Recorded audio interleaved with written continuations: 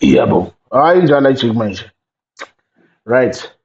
Siqhubeke with our recap ne. So mfethu uma siqhubeka sikhuluma ngesimo somuntu ongumqedeli yabo. So that was the second episode I did. 1 hour some change ne. Was umqedeli where I went in deep ngikhuluma ngesimo sani. Ngikhuluma ngesimo salengane le. Uthola usizo ngemphathwa umuntu owasekhaya obvious umuntu wakubo osewahamba yabo emhlabeni amembathe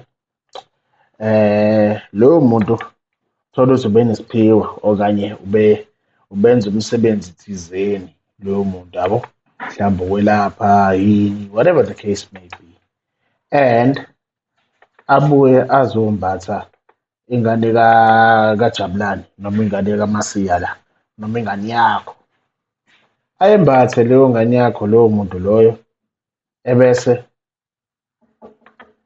leyo ngane uthola ukuthi ayidingi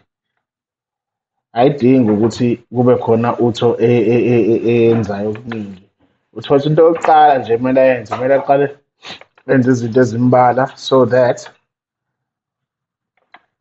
uma sebefika abamembethe abanikazi bomsebenzi wakhe bese yena kufika ilento nje yokuthi akhumbule phela when we talk about mfethu awakening ne it's not awakening my friends it's remembrance usuke uzikhumbula ukuthi ungubani so that is why masikhuluma nge-reincarnation uphinde uzaleke kabusha ukuthi ukuvuka kwani ukuvuka wethongo vele la ekhaya edala eselalala ubuthongo zizovuka ngaphezu kwaJabulani lowo muntu usuke esezowenzani they're going to come and fulfill a certain or a specific purpose yabo so leyo ngane that's why uthola ukuthi ezinye izinto leyo ngane ayifundiswa vele uthothe uyayazi nje lento naye akazi ukuthi uyazi kanjani yabo and leyo nto iyenzeka uthathe leyo ngane fethu isabelo sakhe ukuzoqedela